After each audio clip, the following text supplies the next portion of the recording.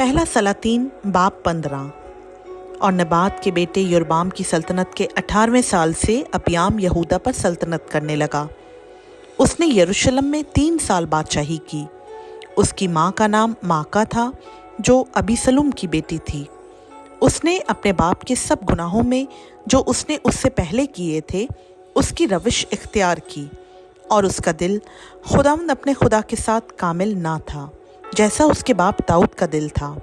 बावजूद इसके खुदावंद उसके खुदा ने दाऊद की खातिर यरूशलेम में उसे एक चिराग दिया, यानी उसके बेटे को उसके बाद ठहराया और यरूशलेम को बरकरार रखा, इसलिए कि दाऊद ने वो काम किया जो खुदावंद की नज़र में ठीक था, और अपनी सारी उम्र खुदावंद के किसी हुक्म से बाहर ना हुआ, सिवा हित्ती उरिया के मामला के। और रहबाम और योरबाम के दरमियान उसकी सारी उम्र जंग रही। और अबियाम का बाकी हाल और सब कुछ जो उसने किया, सो क्या वो यहूदा के बादशाहों की तवारीख की किताब में लिखा नहीं है? और अबियाम और योरबाम में जंग होती रही। और अबियाम अपने बाप दादा के साथ सो गया, और उन्होंने उसे दाऊद के शहर में दफन किया। और उसका बेटा आसा उसकी जगह बादशाह हुआ। और शाह इसराइल योरबाम के 20वें साल से आसा यहूदा पर सल्तनत करने लगा। उसने 41 बरस यरूशलेम में सल्तनत की। उसकी माँ का नाम माका था, जो अबीसलुम की बेटी थी। और आसा ने अपने बाप दाऊद की तरह वो काम किया जो खुदावंद की नज़र में ठीक था। उसने लूतियों को मुल्क से निकाल दिया, और उन सब बुतों को जिनको उसके बाप दादा ने बनाया था दूर कर दिया। और उसने अपनी माँ माका को भी मलका के रुतबा से उतार दिया, क्योंकि उसने एक यसीरत के लिए एक नफरत अंगेज बुत बनाया था। सो आसा ने उसके बुत को काट डाला और वादिये कदरून में उसे जला दिया, लेकिन ऊंचे मकाम ढाए ना गए। तो भी आसा का दिल उम्र भर खुदावंद के साथ कामिल रहा, और उसने वो चीज़ें जो उसके बाप ने नज़र की थीं और वो चीज़ें जो उसने आप नज़र की थीं, यानी चांदी और सोना और ज़रूफ, सबको खुदावंद के घर में दाखिल किया। और आसा और शाह इसराइल बादशाह में उनकी उम्र भर जंग रही। और शाह इसराइल बादशाह ने यहूदा पर चढ़ाई की और रामा को बनाया, ताकि शाह यहूदा आसा के पास किसी की आमदोरफ्त ना हो सके।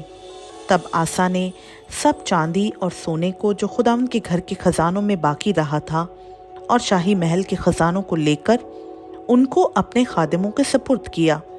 और आसा बादशाह ने उनको शाह राम बिन हदद के पास, जो हज़यून के बेटे ताबिर मून का बेटा था और दमश्क में रहता था, रवाना किया और कहला भेजा कि मेरे और तेरे दरमियान और मेरे बाप और तेरे बाप के दरमियान अहदो पैमान है।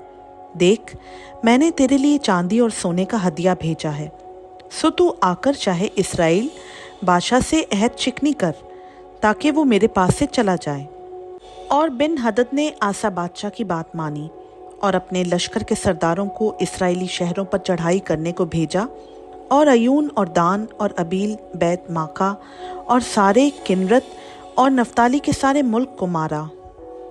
जब बादशाह ने ये सुना तो रामा के बनाने से हाथ खींचा और तिरसा में रहने लगा। तब आसा बादशाह ने सारे यहूदा में मुनादी कराई, और कोई मासूर ना रखा गया। सो वो रामा के पत्थर को और उसकी लकड़ियों को, जिनसे बादशाह उसे तामीर कर रहा था, उठा ले गए। और आसा बादशाह ने उनसे बनियामीन के जिब्बा और मिस्फा को बनाया। और आसा का बाकी सब हाल और उसकी सारी क़ुव्वत और सब कुछ जो उसने किया और जो शहर उसने बनाए, सो क्या वो यहूदा के बादशाहों की तवारीख की किताब में कलमबंद नहीं है?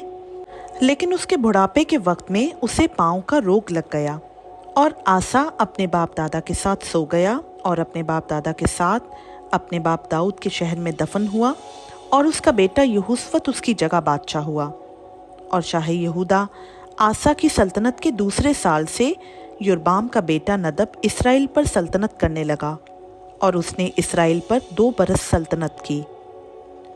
और उसने खुदावंद की नज़र में बदी की, और अपने बाप की राह और उसके गुनाह की रविश इख्तियार की, जिससे उसने इसराइल से गुनाह कराया था। और अखिया के बेटे बादशाह ने, जो इश्कार के घराने का था, اس کے خلاف سازش کی اور بادشاہ نے جبتون میں جو فلسطینیوں کا تھا اسے قتل کیا، کیونکہ ندب اور سارے اسرائیل نے جبتون کا محاصرہ کر رکھا تھا۔